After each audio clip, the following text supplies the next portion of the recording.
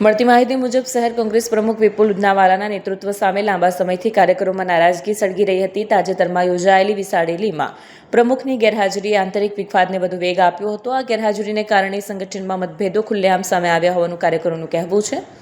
Party છોડનાર કાર્યકરોએ આક્ષેપ કર્યો કે શહેર તેમજ પ્રદેશ સ્તરે તેમની અવગણના થતી હતી. તેઓએ ગુજરાત કોંગ્રેસના પ્રદેશ નેતાઓ સામે પણ સંગઠનને મજબૂત બનાવવા બદલે જૂથવાદ પ્રોત્સાહિત કરવાના આરોપો મૂક્યા છે. આ કાર્યકરો મનોજ સોરઠિયા પ્રદેશ મહામંત્રીની આગેવાનીમાં આપનો કેસ ધારણ કરી સત્તાવાર રીતે પાર્ટીમાં જોડાયા. આપ નેતાઓએ જણાવ્યું કે કોંગ્રેસના પીઢ અને લગભગ 30 વર્ષથી સક્રિય રહેલા કાર્યકરોનું જોડાણ પક્ષ માટે મજબૂતી રૂપ સાબિત થશે.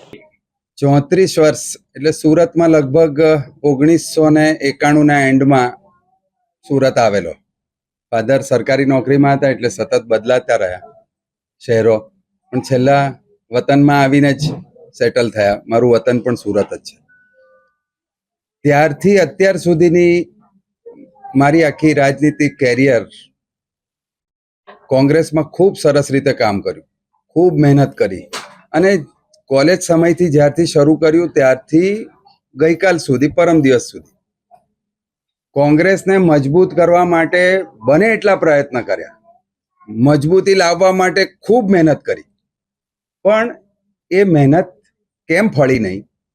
આજે સવાલ એ આવે કે ત્યાં આટલા બધા વર્ષોથી અમે શું કર્યું હોય? અમે કરવાનો બહુ પ્રયત્ન કરીએ છીએ, પણ આ અમારી જે કોંગ્રેસ પક્ષની નેતાગીરી હતી તે લોકો સ્વીકારવા જ તૈયાર નથી. મહેનતુ માણસ હોય એટલે એને કોરાણે મૂકી દેવાનો, કોઈ ગ્રુપનો હોય એટલે બાજુ પર મૂકી દેવાનો, કોઈને ઠેકાણે પાડી દેવાનો, કોઈની ટિકિટ કાપી નાખવાની, કોઈને હોદ્દા પર નહીં આવવા દેવાનું. સતત આ જ કામગીરીમાં બધા રચેલા પચેલા. આમાંથી અમે કોંગ્રેસ રમતા રમતા ક્યારે હું 54 વર્ષનો થઈ ગયો મને ખબર જ ના પડી. ખૂબ મજૂરી કરી, ખૂબ મહેનત કરી. પ્રદેશ સમિતિ તરફથી જે કામગીરી સોંપાઈ, શહેર સમિતિ તરફથી જે કામગીરી સોંપાઈ, એ કામગીરી કરતા કરતા દક્ષિણ ગુજરાત આખું ફરી લીધું છે. કોઈ ગામ બાકી નથી કે જ્યાં જઈને અમે કામગીરી નથી કરી. પણ અલ્ટિમેટ એ ભાવના જ કેળવવામાં અમે નિષ્ફળ નીવડેલા. ત્યાં અમારી નેતાગીરી એમાં કોઈ સપોર્ટિવ રોલ આપી જ નહીં શકી. સતત નબળા માણસોને નેતૃત્વ આપવું, ભારતીય જનતા પાર્ટી સાથે સંકળાયેલા, ધંધાકીય રીતે સંકળાયેલા, એમની તરફથી નાણાકીય જેમને ફાયદો પહોંચતો હોય એવા જ વ્યક્તિઓ સતત ચૂંટણી લડ્યા, સારા હોદ્દા ઉપર રહ્યા, એટલે અલ્ટિમેટ રિઝલ્ટ નહીં આપી શક્યા. અને ક્યાં સુધી આવું ચાલે? પછી આ છેલ્લા જ્યારે પ્રમુખનું સંગઠન સૃજનનું આવ્યું, અમને એમ હતું કે રાહુલ ગાંધી એ કોઈક નવી સિસ્ટમ ઊભી કરી કે ભાઈ નીચેથી રજૂઆત થશે તે માણસ પ્રમુખ બનાવશું. સુરત શહેરની અંદર 70% વ્યક્તિઓએ કોઈક એક વ્યક્તિની ભલામણ કરી કે ભાઈ આ માણસ હશે તો બધા સારી રીતે ભેગા થઈને કામ કરશે, બધા જૂથના લોકો પણ ભેગા થઈને કામ કરશે અને સારું પરિણામ મળશે. જેની 10% રજૂઆત હતી તે માણસ પ્રમુખ બની ગયો. એટલે રાહુલ ગાંધીની સિસ્ટમને પણ ખાઈ ગયા છે ગુજરાત પ્રદેશના આગેવાનો. અલ્ટિમેટ કંઈ કરવું જ નથી, અને કંઈ ન જ કરવું હોય ત્યાં અમે રહીને અમારો બી કોઈ ફાયદો નથી. અમારે તો સતત કામ કરવું છે, અમને કામ મળવું જોઈએ. હું કાયમ ઘણી વખત બધાને કહું છું, આગેવાનોને કહું છું, કાર્યકરોને કહું છું, લોકોને કહું છું કે અમે સ્કિલ્ડ વર્કર છીએ.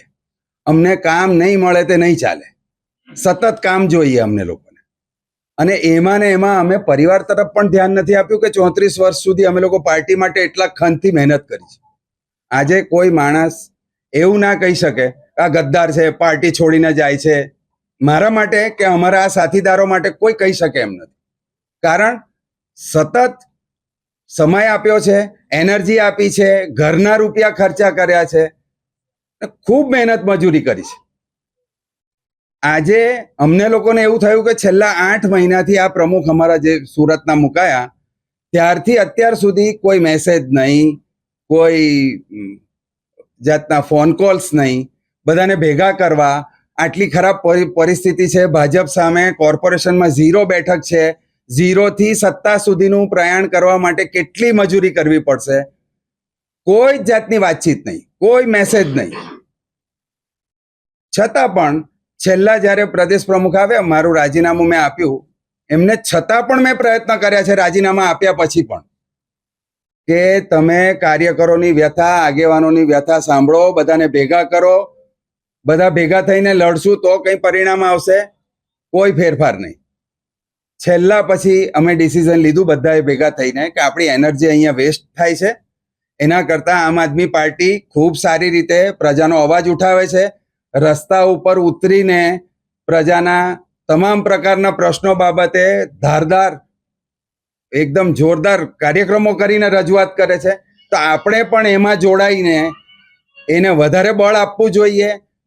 એમની ગઈ વખતે 27 સીટ ઉપર ટેલી અટકી હતી, આ વખતે 80 સુધી કેવી રીતે લઈ જવાય તેના માટેના અમારા પ્રયત્ન રહેશે અને એ કરીને બતાવીશું અમે લોકો કે અમારી તાકાત શું છે. ત્યાં નહીં વપરાઈ હતી, અહીંયા એ તાકાત વાપરીને બતાવી.